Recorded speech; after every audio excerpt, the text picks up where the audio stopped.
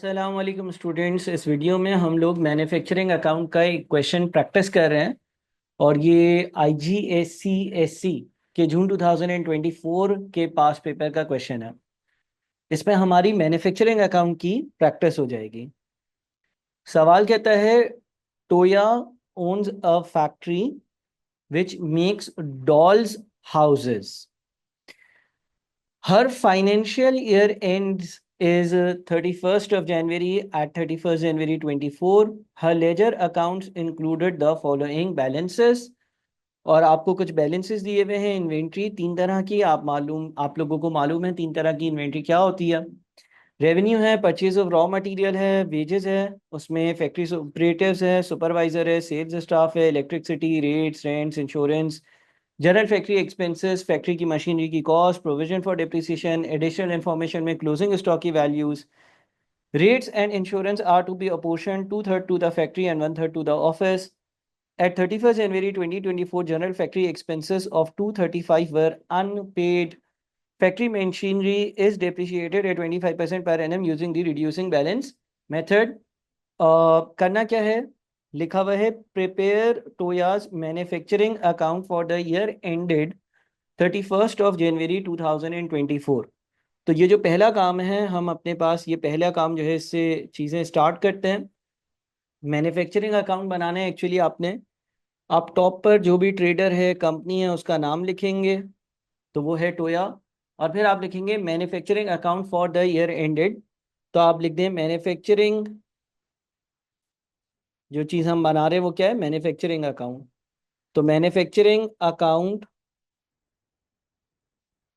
For the year ended 31 जनवरी 2024। अच्छा, सबसे पहले हम अपने पास रॉ मटेरियल कंज्यूम्ड की वैल्यू लिखते हैं। और रॉ मटेरियल कंज्यूम कैलकुलेट करने के लिए opening stock of raw material at purchases less closing stock of raw material, ये चीज़ करी जाती है। तो हमारे पास जो रॉ मटेरियल कंज्यूम्ड है उसके लिए हम कहेंगे opening stock of raw material, opening stock of raw material. साथ में हम दो कॉलम्स भी बना देते हैं। Opening stock of raw material 12,000 और 400 है। उसके बाद हमारे पास जितना रॉ मटेरियल हमने परचेज किया है, यानी कि परचेजेस ऑफ रॉ मटेरियल, तो यहाँ पर हम लिखेंगे रॉ मटेरियल परचेजेस। जितना भी हमने रॉ मटेरियल परचेज करा है उसकी वैल्यू आ जाएगी, जो कि हमारे पास 143,000 है। ठीक है जी। Opening stock of raw material में रॉ मटेरियल परचेजेस को जब हम ऐड कर देते हैं तो हमारे पास एक टोटल जो आंसर आ रहा है 143,000, और 12,400 को ऐड कर कर वो आता है 155,400। इसमें से हम सब्ट्रैक्ट कर देंगे closing stock of raw material को।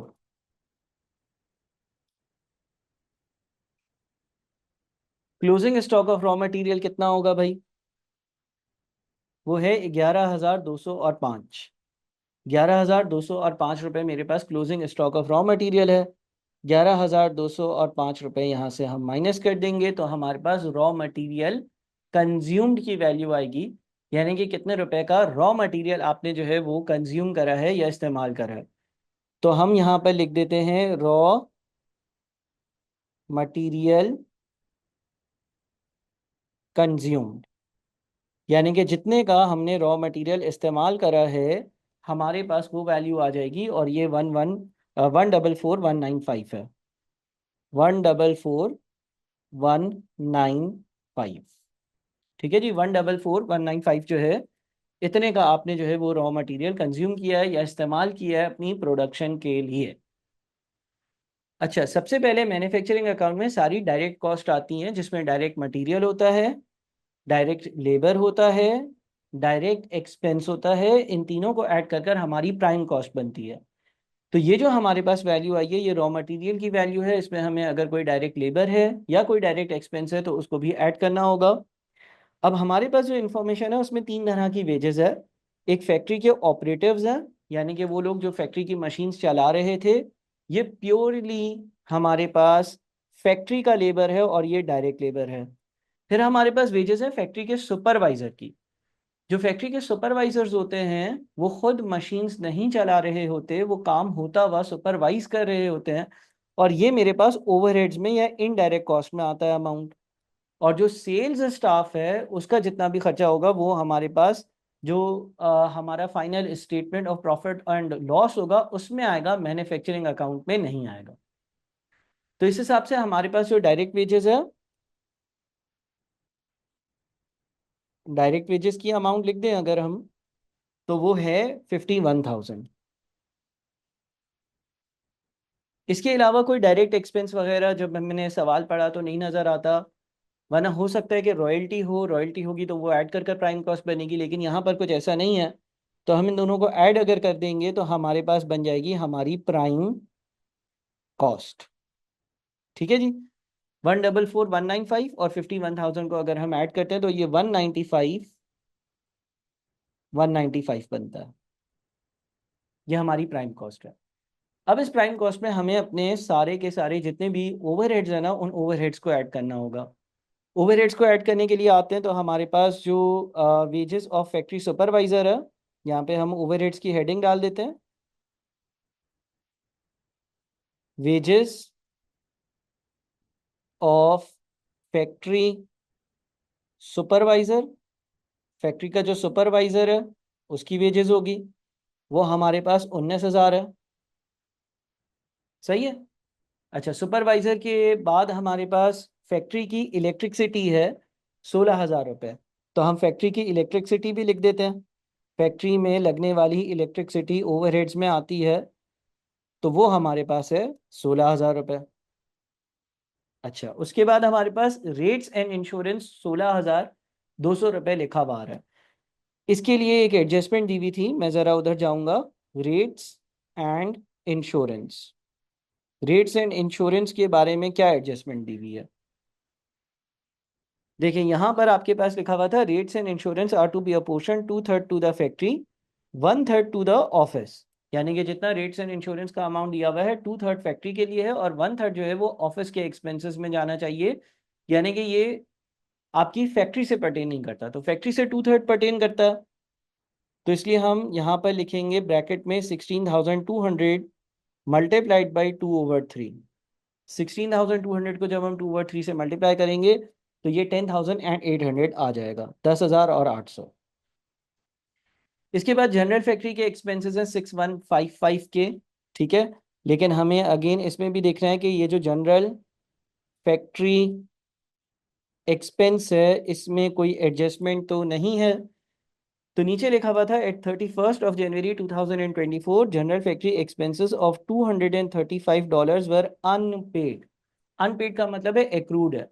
एक्रूड का मतलब ये है कि आपने इतने रुपए के जनरल फैक्ट्री ओवरहेड्स जो हैं वो उसकी सर्विसेज रिसीव कर ली है या उससे जो बेनिफिट आना था वो हासिल कर लिया है, बट उसकी पेमेंट नहीं करी है। तो एक्रूड जो भी होता है वो ऐड होता है, यानी कि 6,155 में 235 है वो ऐड हो जाएगा। नहीं है? हाँ। तो 6,155 और 235 ऐड होकर 6,390 बनेगा। अच्छा, उसके बाद फिर फैक्ट्री में मशीन भी है, अगर मशीन है तो उसकी डेप्रिसिएशन होगी। डेप्रिसिएशन के बारे में क्या लिखा हुआ है? Factory machinery is depreciated at 25% per annum using the reducing balance method. Reducing balance method के हिसाब से जब हम डेप्रिसिएशन चार्ज करते हैं ना, तो हम अपनी डेप्रिसिएशन नेट बुक वैल्यू पर अप्लाई करते हैं। तो अगर हम डेप्रिसिएशन चार्ज करेंगे तो डेप्रिसिएशन होगी 120,000 माइनस 52,500 मल्टीप्लाइड बाई 25%। ठीक है जी। तो ये हमारे पास जो है वो 120,000 माइनस 52,500 मल्टीप्लाइड बाई 0.25, 16,875 बनता है। 16,875। 19,000 16,000, 10,800, 6,390 और 16,875। 69065 बन रहा। 69065, इन दोनों को ऐड करने से अब 195 इसमें हम ऐड करते हैं, 195 195, तो ये आता है 264,260। 264,260। ठीक है जी। अच्छा, जितना भी ओपनिंग WIP होता है इसकी लॉजिक अलग जगह पर समझाई हुई है। ओपनिंग WIP ऐड होता है। ओपनिंग WIP यानी कि साल के शुरू का जो आपका ओपनिंग WIP है वो है 16970। 16970 इसमें ऐड हो जाएगा और इसमें लेस हो जाएगा क्लोजिंग WIP। क्लोजिंग WIP का जो अमाउंट है वो 17682 है। 17682 यहां से लेस हो जाएगा। जब ऐसा होगा तो 264,260 प्लस 16970 माइनस 17682, ये 263,548 बनता है। 263,548 बन रहा है। और ये 263,548 जो है वो आपका कॉस्ट ऑफ प्रोडक्शन है। कॉस्ट ऑफ प्रोडक्शन यानी कि आपने जो चीजें प्रोड्यूस करी ना उसकी ये टोटल कॉस्ट है। तो इस तरह से आपका जो मैन्युफैक्चरिंग अकाउंट है वो पूरा हुआ। मैन्युफैक्चरिंग अकाउंट जो है इसमें आपने सबसे पहले मटेरियल की कॉस्ट, फिर direct wages, direct expenses add करने हैं। जो वैल्यू आएगी वो प्राइम कॉस्ट कहलाएगी। देखिए यहाँ तक आपके पास जो है ना वो direct material, direct labour, direct expenses आ रहे होंगे। जो वैल्यू आएगी इसको आप प्राइम कॉस्ट बोलोगे। इस प्राइम कॉस्ट में आप सारे अपने ओवरहेड्स ऐड कर दोगे। जब आप अपने सारे ओवरहेड्स ऐड कर दोगे उसके बाद ओपनिंग WIP को ऐड और क्लोजिंग WIP को माइनस करोगे और कॉस्ट ऑफ प्रोडक्शन की आपके पास वैल्यू आ जाएगी। ये कॉस्ट ऑफ प्रोडक्शन की वैल्यू जो है वो आपके main profit and loss account में जा रही होती है। ठीक है जी, यहाँ तक हमने आप समझे कि एक पार्ट अपना जो है वो कंप्लीट किया। अब आते हैं अगली चीज पर। पार्ट ए हो गया। पार्ट बी में लिखा हुआ था prepare Toya's income statement trading section for the year ended 31 जनवरी 2024। ये याद रहे कि हमें सिर्फ ट्रेडिंग सेक्शन बनाना है। ट्रेडिंग सेक्शन का मतलब होता है ग्रॉस प्रॉफिट तक हमें जो है वो अपना इनकम स्टेटमेंट बनाना है। हेडिंग ये जो दी हुई है यही आपने लिखनी होगी, यानी कि आप टॉप पर लिखेंगे टोया, उसके बाद आप लिख देंगे इनकम स्टेटमेंट। पूरा इनकम स्टेटमेंट मैं नहीं बना रहा क्योंकि रिक्वायरमेंट क्या है, सिर्फ ट्रेडिंग सेक्शन बनाओ, तो ब्रैकेट में हम लिख दिया ट्रेडिंग सेक्शन। ठीक है। और वही फॉर द ईयर एंडेड 31 जनवरी 2024, यानी कि ये आपकी जो है ना ये आपकी हेडिंग होगी। हेडिंग के भी आपको जो है वो प्रॉपरली सेंटर अलाइंड लिखनी है टॉप पर। ठीक है। अच्छा जी, अब क्या होगा, अब सबसे पहले सेल्स रेवेन्यू आएगा। तो सेल्स रेवेन्यू देख लेते हैं हमारे पास सेल्स रेवेन्यू कितना होगा। यहाँ पर भी डॉलर का निशान, यहाँ पर भी डॉलर का निशान। Sales revenue 390,100। सवाल में आपके पास सेल्स रेवेन्यू दिया हुआ है, ये रहा आपका सेल्स रेवेन्यू 390,100। तो सेल्स रेवेन्यू लिखते हैं 390,100। इधर से आप करते हो या आप लिखते हो less cost of goods sold. Cost of goods sold में आपके पास क्या आएगा, आपके पास ओपनिंग स्टॉक आएगा। Opening stock of finish goods.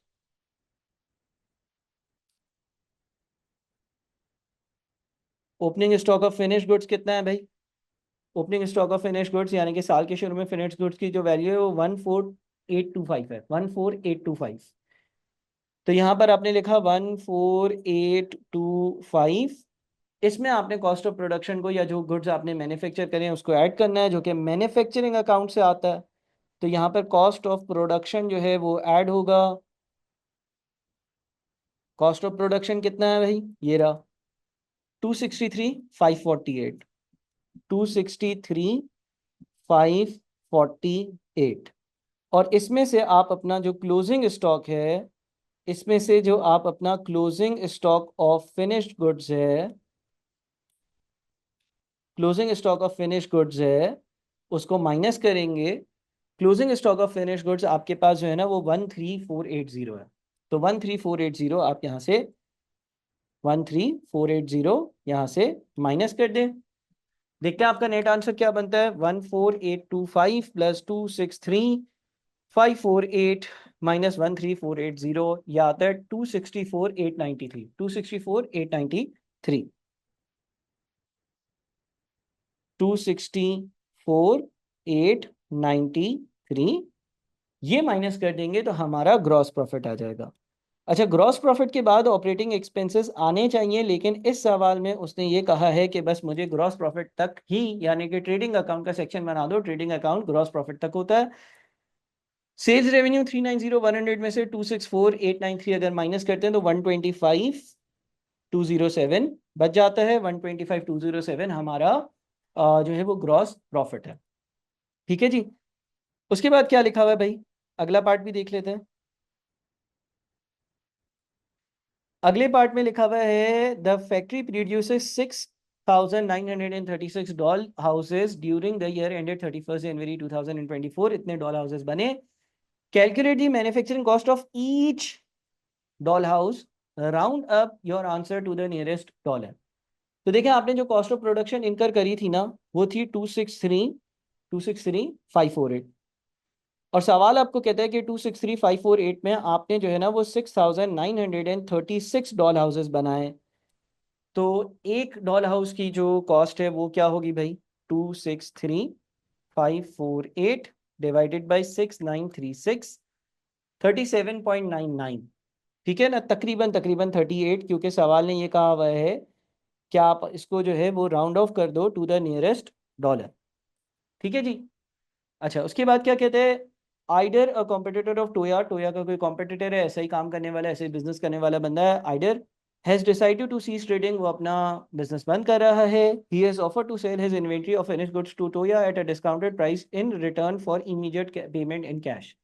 उसने टोया को बोला, यार तुम और मैं एक जैसा काम करते हैं, मैं अपना बिजनेस बंद कर रहा हूँ, मेरे पास कुछ इन्वेंट्री है, यानी कि बने हुए डॉल हाउसेज हैं, तो मुझसे खरीद लो, मैं अपना बिजनेस बंद कर रहा हूँ, तुम ले जाओ, लेकिन कैश में पैसे दे दो। The total price for these items is $9,600. Toya has 1,415 cash at bank, लेकिन टोया के पास पैसे ही नहीं है। वो बोल रहे हैं $9,600 में मेरी सारी इन्वेंट्री खरीद लो, लेकिन टोया के पास तो $1,415 ही पड़े हुए हैं कैश में। सवाल कहते हैं, एडवाइस टोया वेदर और नॉट शी शुड बाय आइडर्स इन्वेंट्री, क्या ये इन्वेंट्री खरीदनी भी चाहिए या नहीं। Justify your answer by providing 2 points for and 2 points against buying this inventory. और आप दो ऐसे पॉइंट्स बताओ जो इस इन्वेंट्री को खरीदने के फेवर में हो, और दो ऐसे पॉइंट्स बताओ जो इसके अगेंस्ट हो। तो हमें ये जो इन्वेंट्री है ना वो डिस्काउंटेड प्राइस पर मिल रही है, यानी कि शायद हम खुद बनाते तो $100 की पट्टी, ये $70 में दे रहा है, बिजनेस बंद कर रहा है तो फौरन फौरन बेच रहा है। तो एक पॉइंट क्या लिख सकते हैं, एक पॉइंट हम ये लिख सकते हैं, sales of discounted inventory, sales of discounted inventory, यानी कि ये जो डिस्काउंटेड इन्वेंट्री है जो हमें डिस्काउंट पर मिल रही है, should be profitable, should be profitable, ज्यादा प्रॉफिटेबल होगी ना, इसलिए क्योंकि मैं खुद बनाता तो शायद महंगी पड़ती। ठीक है। अच्छा, दूसरी चीज क्या लिख सकते हैं, हम ये लिख सकते हैं दूसरा पॉइंट जो इसको जस्टिफाई करता है कि completed inventory, completed inventory will convert into cash quickly, क्योंकि ये इन्वेंट्री कंप्लीट हुई हुई है तो ये कैश में क्विकली कन्वर्ट हो जाएगी, कुछ ही अरसे में ये कैश बन जाएगी बिक कर। ऐसा नहीं है रॉ मटेरियल खरीदना है, फैक्ट्री में लेकर जाना है, प्रोडक्शन करनी है, फिर चीज़ें आएंगी, फिर फिनिश गुड्स होंगे, लंबी चेन नहीं चलेगी। अच्छा, दो पॉइंट्स इसके अगेंस्ट हो सकते हैं, वो क्या है। पहला पॉइंट ये है कि Toya does not have cash available. ठीक है, कैश अवेलेबल ही नहीं है, कैसे खरीदें, इसलिए हमें नहीं खरीदना चाहिए, क्योंकि अगर हम खरीदेंगे और लोन लेंगे तो लोन पर इंटरेस्ट भी देना पड़ेगा। ठीक है। और दूसरी बात क्या लिख सकते हैं, इट में इनकर एडिशनल स्टोरेज कॉस्ट्स। देखिए ये इन्वेंट्री जब आप खरीदेंगे तो आपके पास बहुत सारी इन्वेंट्री हो जाएगी, आपकी अपनी भी होगी, एकदम से आपने इतना सारा माल खरीद भी लिया तो उसको स्टोर करने के लिए आपको जगह चाहिए होगी, शायद वो जगह ना हो, और जगह अगर हो भी तो स्टोरेज कॉस्ट लगती है, और अगर जगह लेनी पड़ी रेंट पर तो उसकी भी कॉस्ट होगी। तो ये एक हमने क्वेश्चन जो है वो प्रैक्टिस कर लिया मैन्युफैक्चरिंग अकाउंट का, सिंपल सा, और उम्मीद है कि कुछ ना कुछ आपकी जो नॉलेज है उसमें इजाफा हुआ होगा। थैंक यू, अल्लाह हाफिज़।